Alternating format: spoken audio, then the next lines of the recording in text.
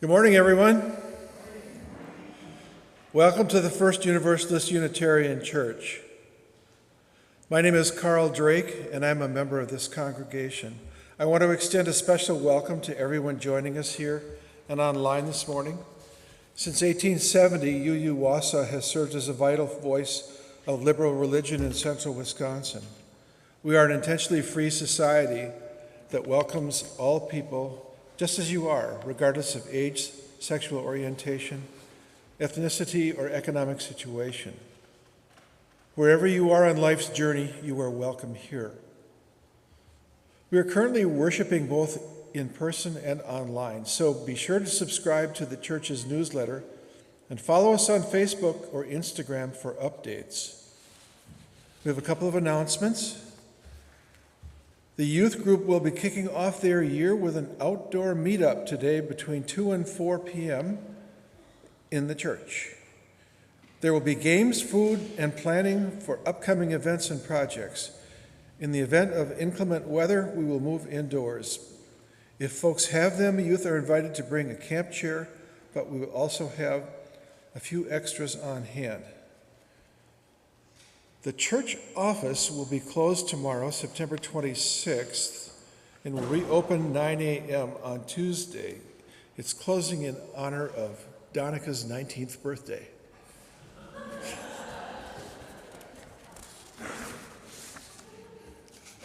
And with that, let us gather our hearts and minds for worship.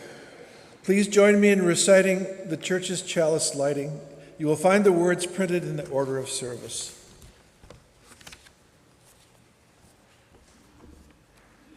We light this chalice for the light of truth, the warmth of love, and the fire of commitment.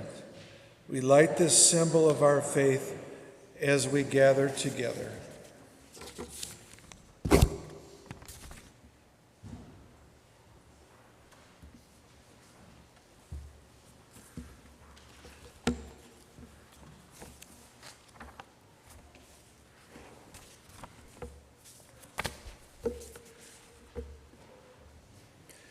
For a call to worship today, familiar words from Kathleen Mateague.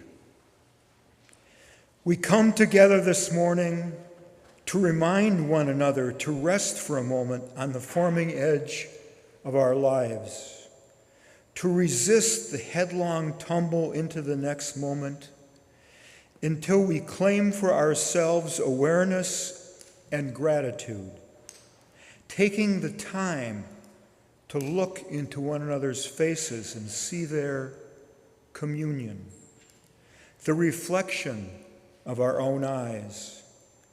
This house of laughter and silence, memory and hope is hallowed by our presence together.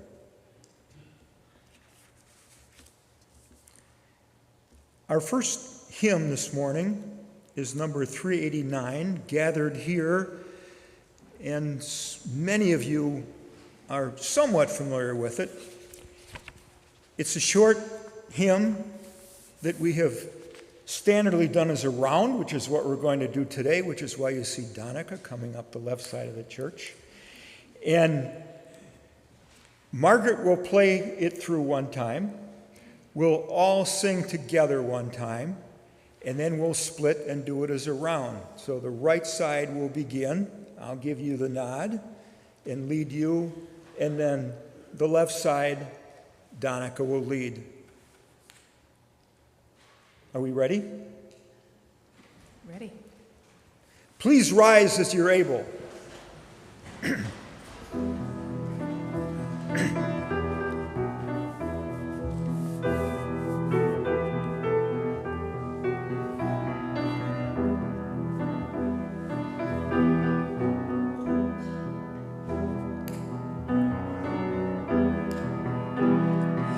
Gathered here in the mystery of the hour, gathered here in one strong body, gathered here in the struggle and the power, Spirit draw near, gathered here in the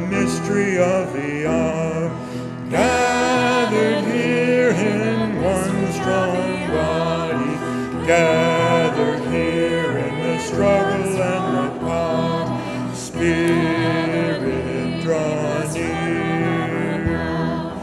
Gathered here in the mystery of the hour. Gathered here in one strong body. Gathered here in the struggle and the power. Spirit, draw near. Spirit, draw near. Well done. You may be seated.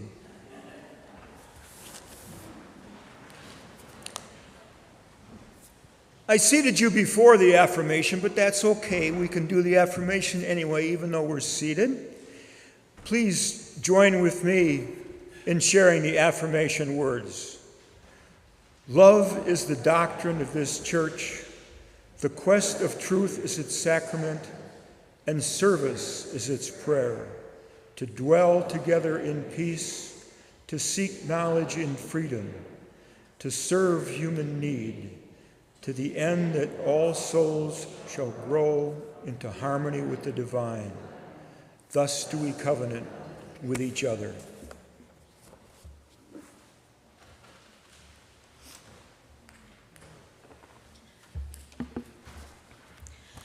This morning for our Time for All Ages, I want to share with you a story about memory and simple delights with Wilfred Gordon MacDonald Partridge. It was written by Mem Fox and illustrated by Julia Vivas and published by Kane Miller. This book is from a time that used words to talk about aging and our elders in a way that we wouldn't now, so I've updated some of the language. And the story begins. There was once a small boy called Wilfred Gordon MacDonald Partridge, and what's more, he wasn't very old either. His house was next door to a retirement home, and he knew all the people who lived there. He liked Mrs. Jordan, who played the organ, and listened to Mr. Hosking, who told him scary stories. He played with Mr. Tippett, who was crazy about cricket, and he ran errands for Miss Mitchell, who walked with a wooden stick. He admired Mr. Drysdale, who had a voice like a giant. But his favorite person of all was Nancy Allison Delacour Cooper, because she had 4 names just like he did. He called her Miss Nancy, and he told her all of his secrets. One day, Wilfred Gordon MacDonald Partridge heard his mother and father talking about Miss Nancy. "Poor thing," said his mother. "Why is she a poor thing?" asked Wilfred Gordon. "Because she's lost her memory," said his father. "It isn't surprising," said his mother. "After all, she is 96. "What's a memory?" asked Wilfred Gordon. He was always asking questions. "It's something you remember." "Very helpful," said his father. But Wilfred Gordon wanted to know more. So he called on Mrs. Jordan, who played the organ. "What's a memory?" he asked. "Something warm, my child, something warm." He called on Mr. Hosking, who told him scary stories. "What's a memory?" he asked. "Something from long ago, me lad, something from long ago." He called on Mr. Tippett, who was crazy about cricket. "What's a memory?" he asked. "Something that makes you cry, my boy, something that makes you cry." He called on Miss Mitchell, who walked with a wooden stick. "What's a memory?" he asked. "Something that makes you laugh, my darling, something that makes you laugh." He called on Mr. Drysdale, who had a voice like a giant. "What's a memory?" he asked. "Something as precious as gold, young man, something as precious as gold." So Wilfred Gordon went home again to look for memories for Miss Nancy, because she had lost her own.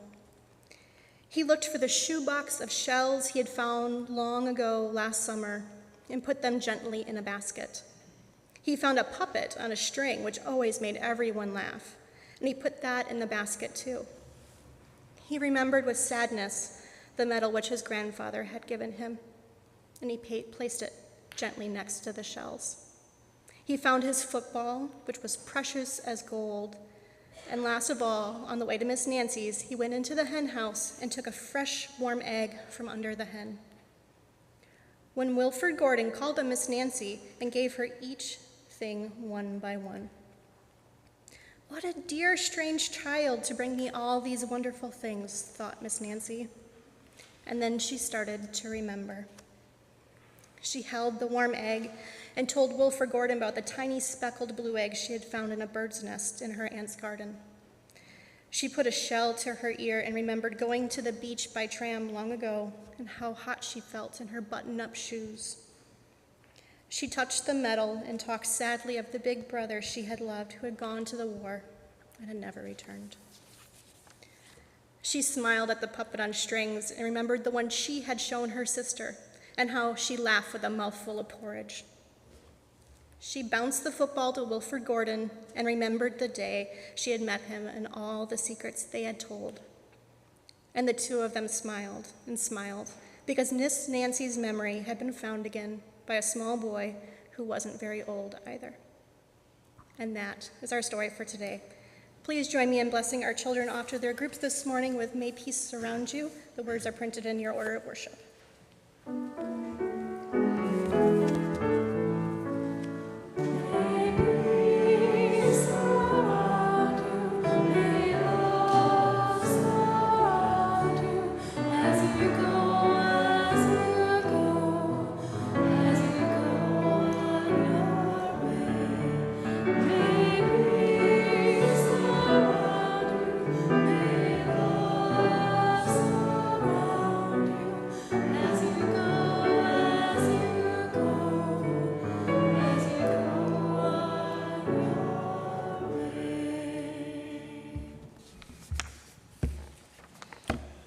Let there be an offering to sustain and strengthen this place, which is so sacred to so many of us, a community of memory and of hope, for we are now the keepers of the dream.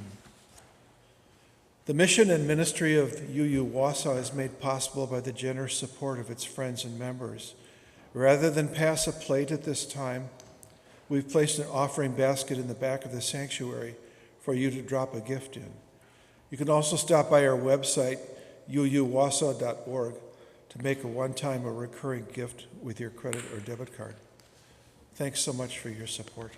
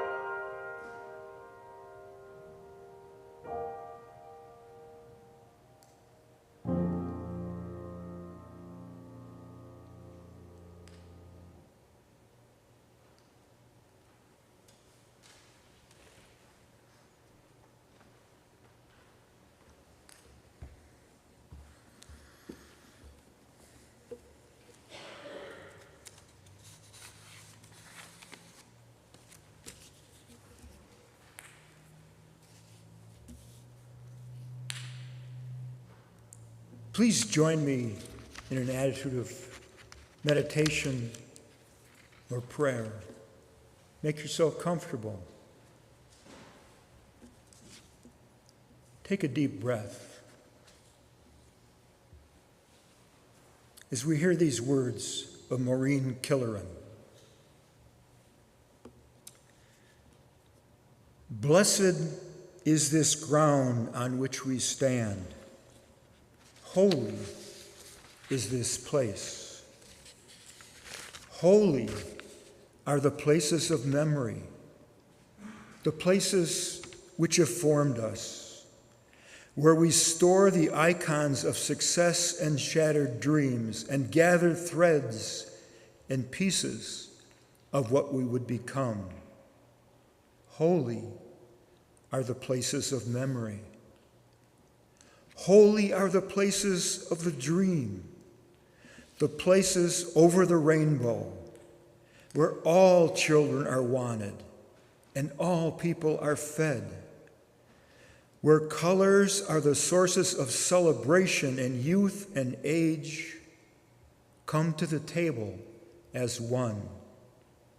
Holy are the places of the dream. Holy are the places of change and pain, the places of our struggle, where the rivers of our lives run white and fast, and we hold on and grow. Holy are the places of change and pain. Holy are the places of connection, the places where we risk ourselves, where hands, touch souls, touch minds, and in awareness still, we change our lives. Holy are the places of connection, and holy are the places of becoming, the places of clear vision, where life and world are intertwined and we can see forever in this moment and give thanks. Holy are the places of becoming. Blessed is the ground on which we stand. Holy and whole making is this place.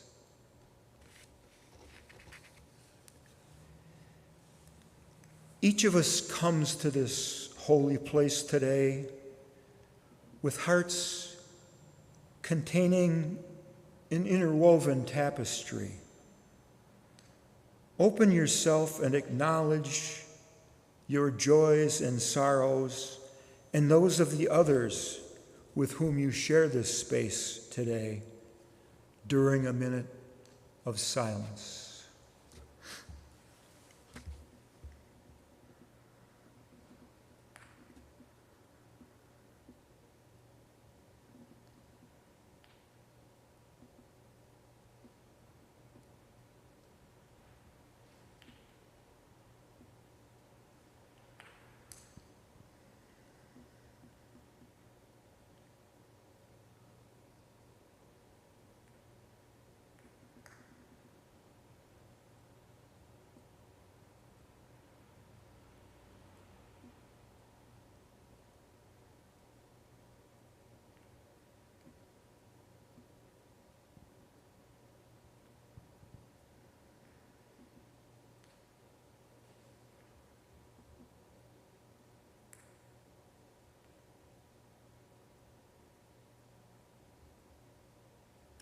Amen. Now let's join together in our meditation hymn.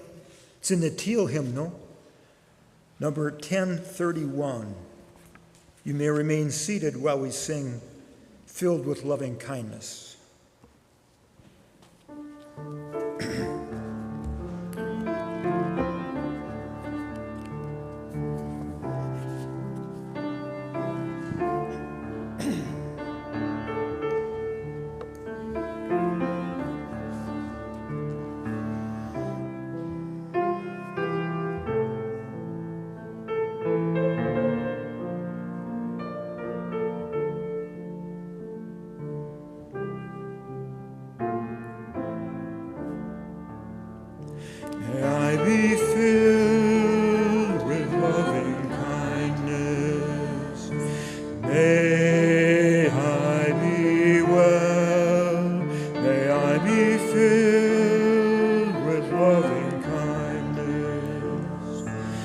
May I be well, may I be peaceful and at ease.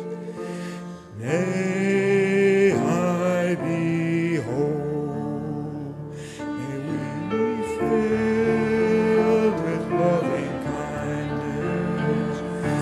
May you be well, may you be filled with loving kindness. May you be well, may you be peaceful and at ease. May you be whole, with loving kindness. May we be well, may we be filled with loving kindness.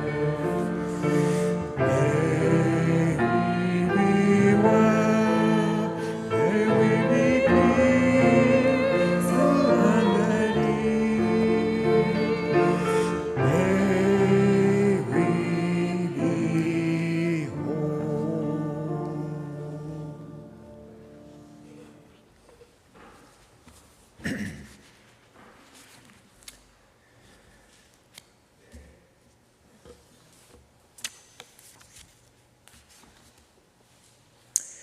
For a reading today, I share with you two portions of the first chapter of a book written by David Fiddler, which is his Stoic guide to the art of living. And this first chapter is on the lost art of friendship. And the first portion I'm going to read is part of a letter that the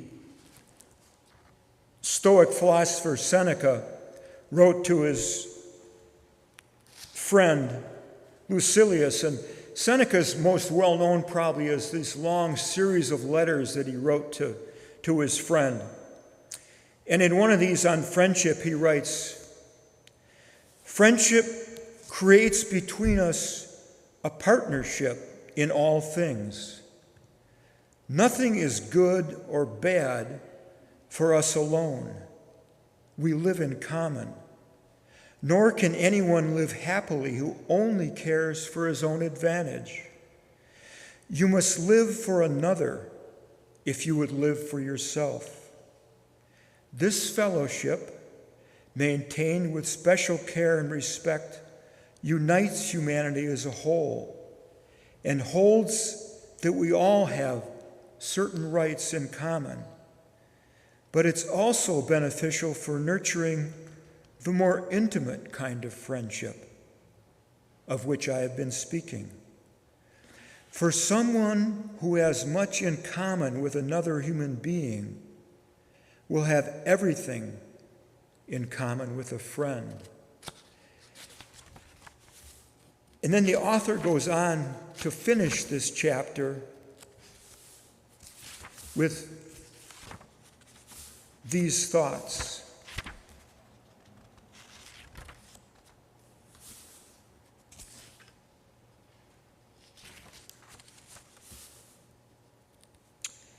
What mattered for Seneca and the Roman Stoics is that we make some kind of steady progress, enhancing our excellence of character, so that we can live good and meaningful lives, no matter what outer circumstances we might face.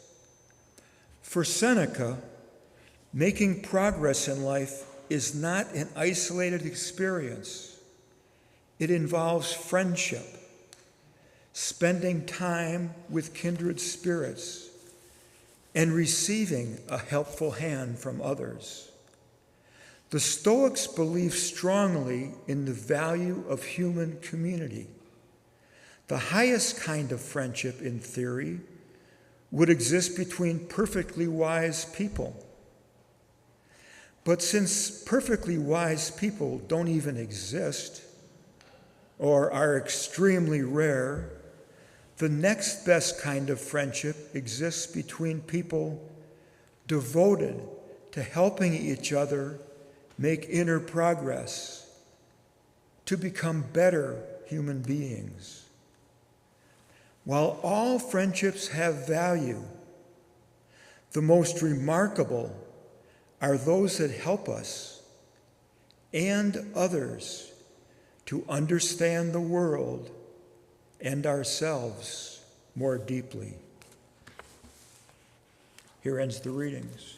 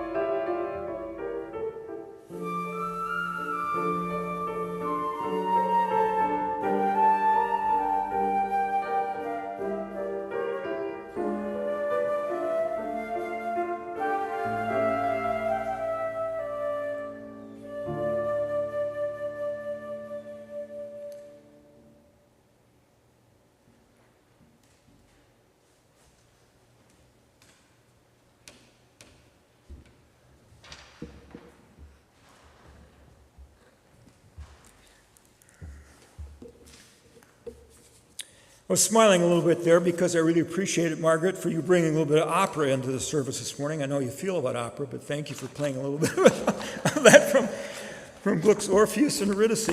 Louis and Margaret, thank you very much.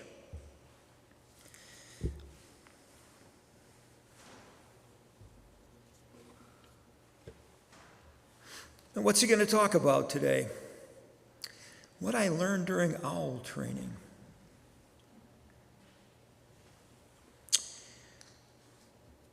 When Anne committed to a weekend in Milwaukee last month, with most of her time spent in the basement of the First Unitarian Society, immersing herself in intensive facilitator training for the Our Whole Lives Lifespan Sexuality Education Program, which was co-developed between our Unitarian Universalist Association and the United Church of Christ, I decided to accompany her by being the designated driver, roommate, and escort to and from the Plaza Hotel and the church. Now, Anne's time was tightly scheduled. Mine was not. Hers was a rich learning experience, and it turns out filling my blank weekend slate was too. Now, today's message on what I learned during Anne's OWL training, like a complete church service, begins with a prelude. The one meal Anne and I will share that weekend is lunch before the training starts. And we arranged to break bread with the brother, Jack, and sister, Julie, of my brother Norm's one great love and their significant others. Norm's beloved Jan died 37 years ago. And as he saw it, 3 years ago, Norm was granted his final wish to rejoin her. Having been brought together by Norm and Jan so long ago, our relationship with Jack and Julie exists today not because of what was, but because of what is. Writing history is for the living. We all went to share vegetarian fare at Beans and Barley more to create new memories than relive old ones. And it was as we were entering that trendy restaurant that serendipity entered the scene for the first time that weekend to create an unanticipated new memory. Now, following the others through the doors, I caught out of the corner of my eye a young woman who rises from an outdoor table, displaying an expression of surprise and recognition as she spied our passing group. As I proceeded into the eatery, my mind spun through my mental gallery of faces. My reference point was this church. Got it. Ruby Fisher, Mandy Wright's daughter. I stopped Anne, quickly told her we'd been spotted, and redirected her back out the doors. Indeed, it was Ruby. Big smiles, hugs. She tells us we're at one of her favorite spots in her University of Wisconsin Milwaukee neighborhood, and we tell her that Anne is here for OWL training. Ruby's response is something like, "That's the best thing I ever did at church. It's been so helpful." Unsolicited OWL testimonial. For me, it triggered another from life's memory bank. In 1975, Anne and I were probably the youngest adult members of First Universalist. Now, we had yet to incorporate Unitarian in our official name. Brian may have more to say about that later. Being 20-somethings may have been why the minister, Peter Scott, asked us to become facilitators for the new UU program called About Your Sexuality that the church wanted to offer to its high school youth. And AYS was the precursor to OWL. And one of the young people in that program was Beth Seefeld. On several occasions, years after Beth left Wausau, her mom, Carol, who I think I saw Joyce here this morning too. I think Joyce were really fortunate to share on the search committee with, the search committee that recommended to Paul Beckel. And Carol would tell me how much Beth praised the program. And at Carol's memorial service 7 years ago, Beth told me herself, her words were almost identical to Ruby's. Beth also said that as an adult parent, She sought out a UU church near her Colorado home primarily so that her daughter could experience all herself. I was grateful our church was offering all, and that Anne would be using her sensitivity and talent and gentle spirit to help guide our youth. And as I walked away after leaving Anne at the doorway of the First Unitarian Society late Friday afternoon, thoughts of Beth and Ruby sealed it for me. Right? Time now for Randy to see how that blank slate that OWL training has presented to me will be filled. First thing, foraging. Walk off some of that beans and barley lunch while checking out what kind of unique culinary delights my wandering might uncover. I head west along Ogden Avenue. You might know Ogden Avenue's got streetcar tracks on it. Fascinating. And I'm a bit surprised and more than a little disappointed by the discoveries I make. Chipotle. Panera bread. Not what I'm looking for. I turn a corner and walk a little further. Noodles and Company. Yikes! I turn another corner.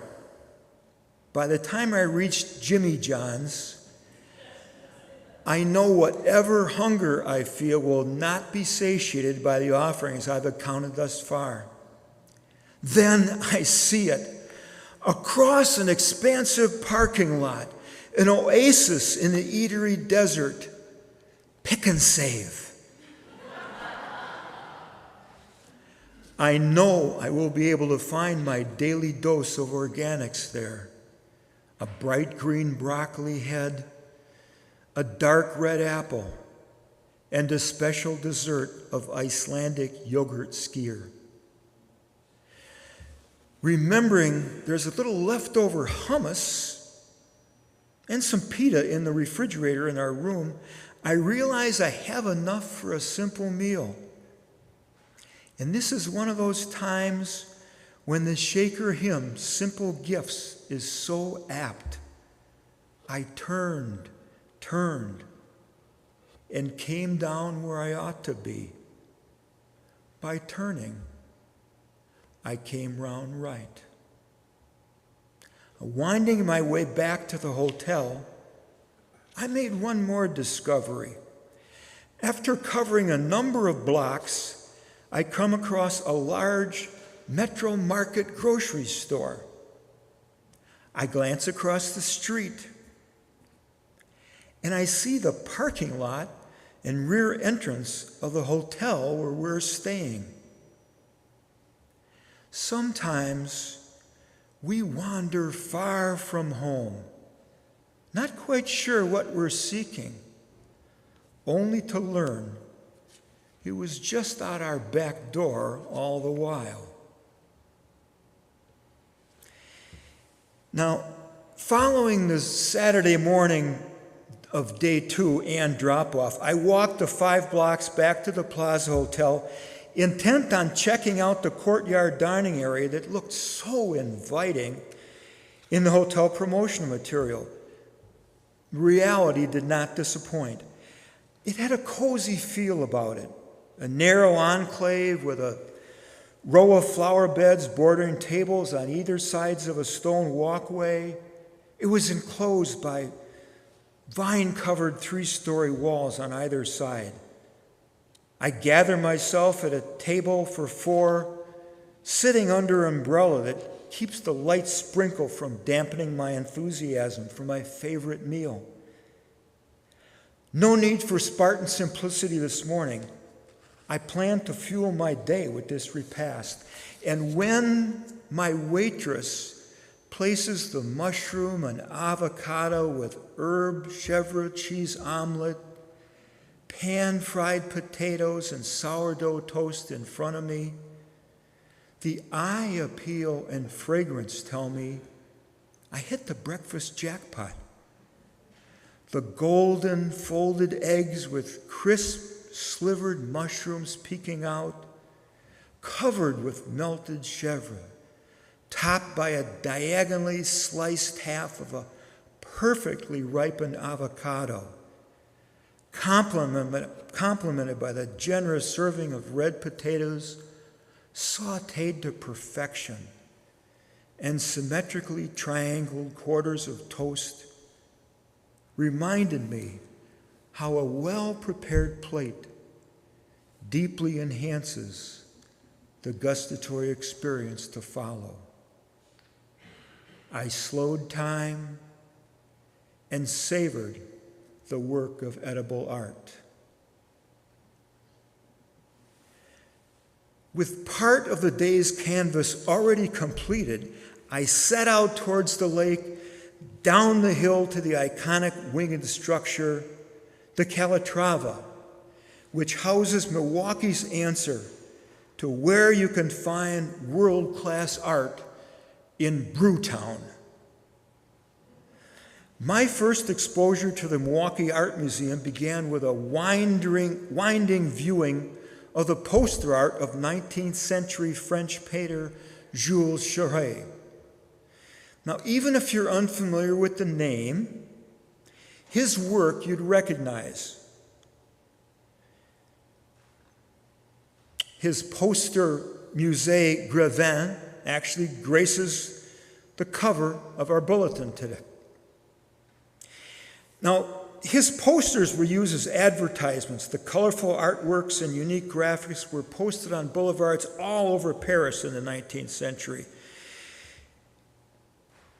These posters depicted fashion and travel, the press, consumer products, and most notably, performances, especially at Paris's premier venue, the Folies Bergère.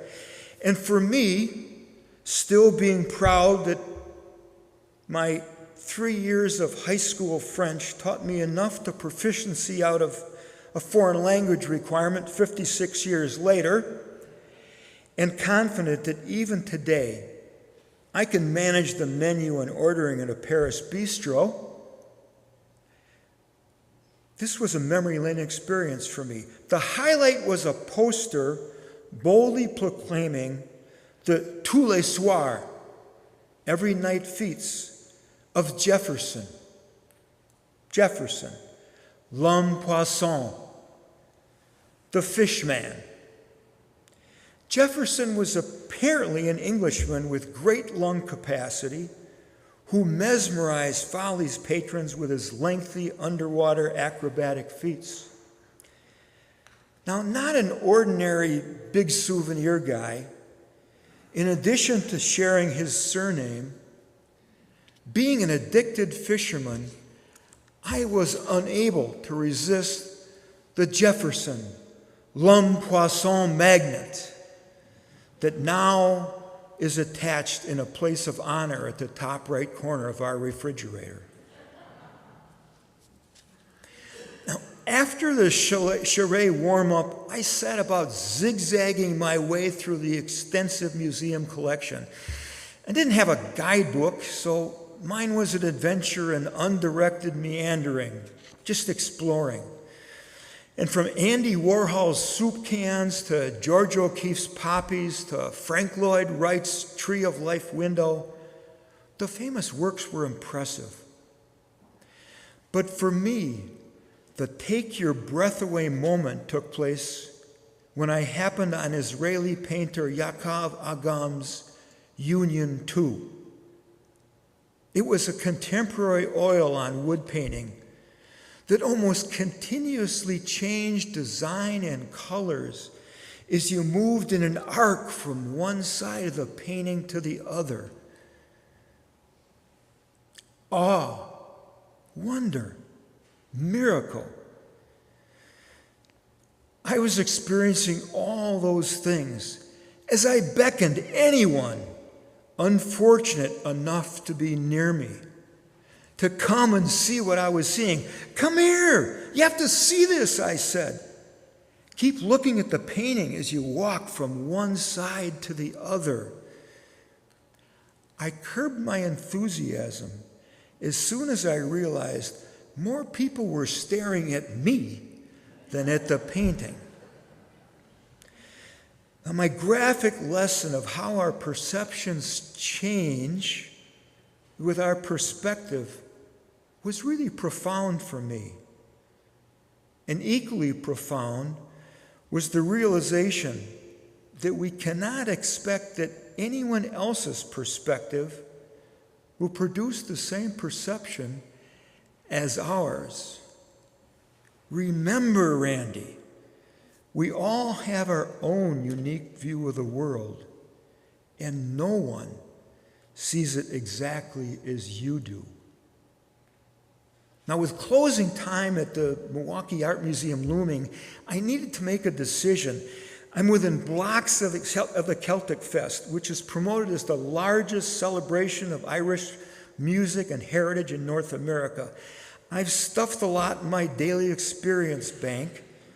Do I take the opportunity to top it off with one more unique happening? Because I still got several hours before I need to be at First Universalist Unitarian to pick up Anne.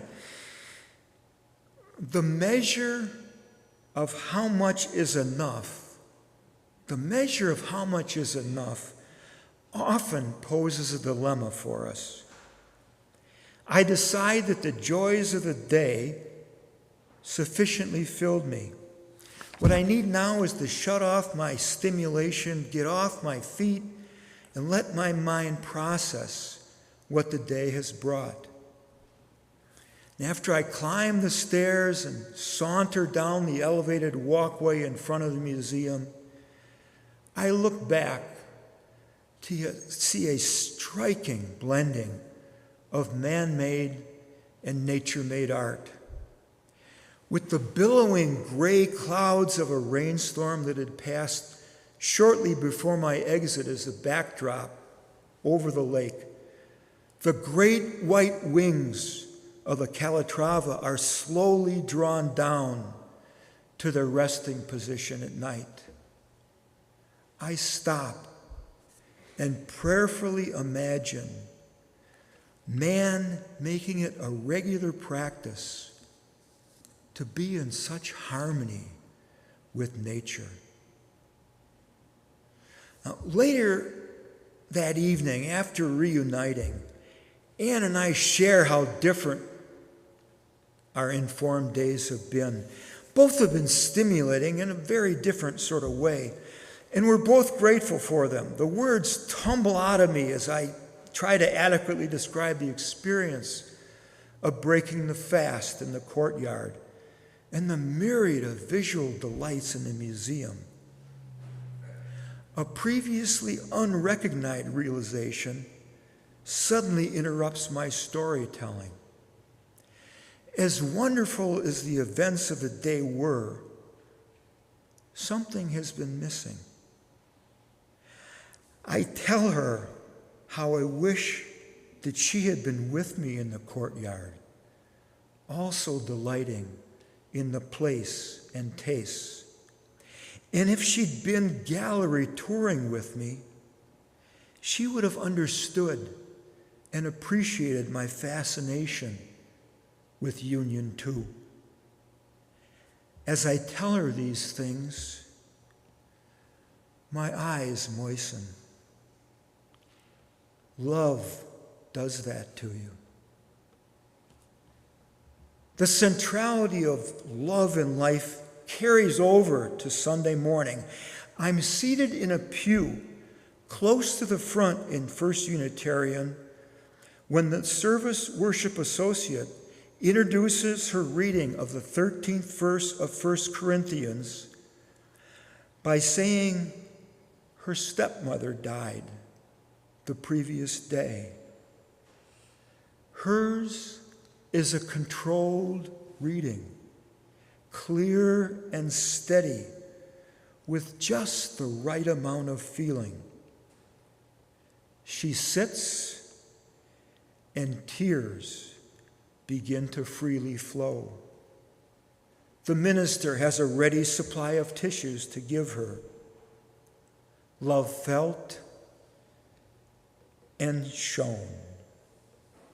I identify as on multiple occasions I steeled myself to speak at memorial services, only to produce a fountain of tears after collapsing next to Anne's tender presence. Then Jennifer Nordstrom, the minister, rises to deliver her message. Her take on the so familiar Corinthians 1:13 words expounding on love. I am especially taken by her warning of needing to be careful about how we apply the passage, "Love endures all things." There's been damage done in the name of enduring love. She's good. Connection to her is easy. As I watch and listen, her smile and hand gestures almost seem familiar. Now, while humming Spirit of Life through a mask did not do much for me, the rest of the service did. I was pleased I was there. When you're away on a Sunday, when you're away from Wausau on a Sunday, and you're near a UU church, I recommend attending a service to see how they do church. It always deepens my appreciation for being a UU, strengthening my UU connection. Now, I still have 4 hours to fill after church before Ann completes her Alpha SOA training. And we feel love for more than people. And one of my great loves is bookstores. I've done the research and I identified a highly regarded independent bookstore. It's just a short drive away, Boswell Books. Now, 4 hours might seem like a lot of time, but doing a bookstore right requires a lot of time. My original idea for this message today was to speak on some aspect of Stoic philosophy, and I thought this would be a good place to do some research. So, as I enter Boswell, I spy the philosophy section by the south wall. I formulate a plan to begin a back and forth culling of the shelves in each of the sections beginning on the north wall and working my way over to Seneca and Epictetus and Marcus Aurelius. And before I even get to the books, I warm up with a thorough once-over of the cards. Great finds. A perfect birthday card from my friend Beverly, who has a lifelong romance with, in her mind, the incomparable American author Henry James. I find a card with a James quote, and they have a whole section of the New Yorker cartoon cards. I'm in card heaven. I select one from my fellow The New Yorker noon swooner, Brian Mason. The problem with having so many interests in life is when in a bookstore you learn that many, many others are also interested in the same subjects. And each of them has written hundreds of pages about those interests. And they've got catchy titles with Jules Charest-worthy graphics on the covers. I touch a lot of books, but I maintain my buyer's discipline until I'm 3/4 of the way through the store and I find a must-have. I am a reformed mathematician and retired data analyst who always thought he was going to go back to his college statistics books and relearn all he had lost. Recently, I have come to realize that day will never arrive. But I still hold fast to the belief that most people fail to understand how to use data, and I must fix that.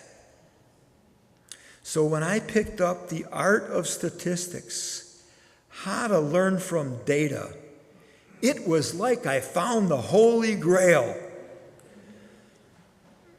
A primer on statistics and how to apply data.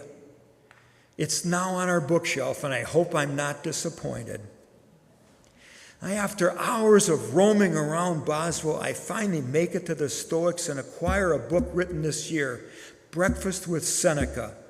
Now, enough time-killing fun. I escape Boswell books and I drive back to First Unitarian to wait for Ann.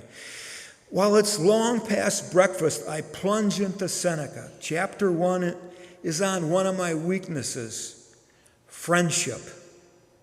No surprise, I have work to do. But what I read, some of which I shared with you a little earlier, gives me hope and makes concrete suggestions for improvement. By the time Ann appears, I've been hooked by one of the Boswell acquisitions. Now, the drive back to Wausau speeds by due to our back and forth conversation detailing the gifts that the time spent memory making during the weekend brought us. We're glad. We're grateful. Thank you, Owl Training. I began with a prelude. I conclude with a postlude. The day after our return, I'm on my morning run, and it hits me. Reverend Jennifer Nordstrom, the smile, those hand gestures. I think UUA General Assembly, a memory of her presenting at an online GA service a year or two ago, starts to appear. Back home, I Google Jennifer Nordstrom, GA. Bingo! Her image pops up from the 2021 GA. I put on my happy face. Memory. It's still working. A final blessing from the weekend. I suspect what I will call the more seasoned of you here today or watching online can identify. Any of you who has passed the point in life where misplaced keys, forgotten names, transposed numbers, or any of a myriad of unsettling occurrences that might be memory loss related, makes us wonder, is this it? Is it happening to me? It's why we eat so many blueberries, do daily crosswords or Mensa brain puzzles, and feel compelled to exercise a specific number of minutes most days.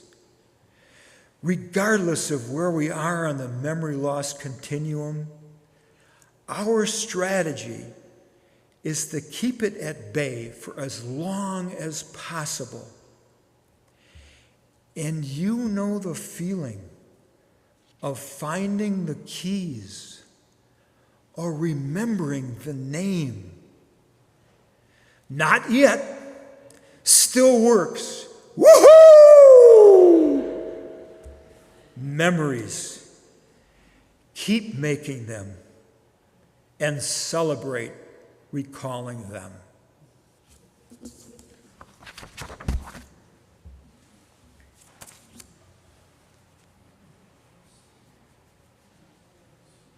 We close today with hymn number 413. Again around. Donica's going to help me, I think, somewhere. It is Go Now in Peace, which we have sung here before, but not in a long time. It's a wonderful way to close a service. First Universalist in Minneapolis, I think, closes every service, every one of their services with Go Now in Peace. So again, we'll sing it through. Margaret will play it through once. We'll sing it through once together, and then we'll sing it as a round 2 times. 413, please rise as you are able.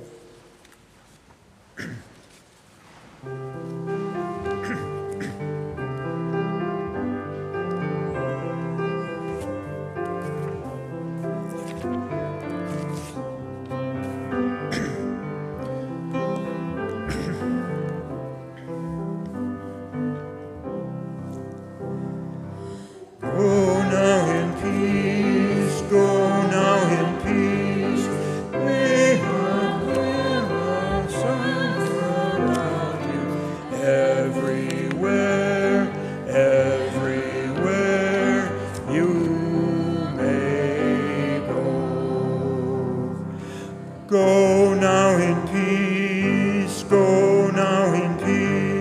May our love and care surround you everywhere, everywhere you may go. Go now in peace, go now in peace. May our love and care surround you everywhere, everywhere you may go.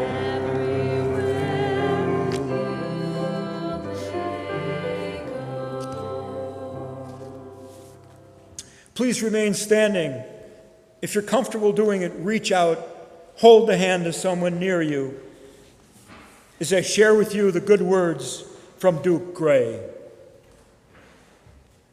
The blessing of truth be upon us. The power of love direct us and sustain us.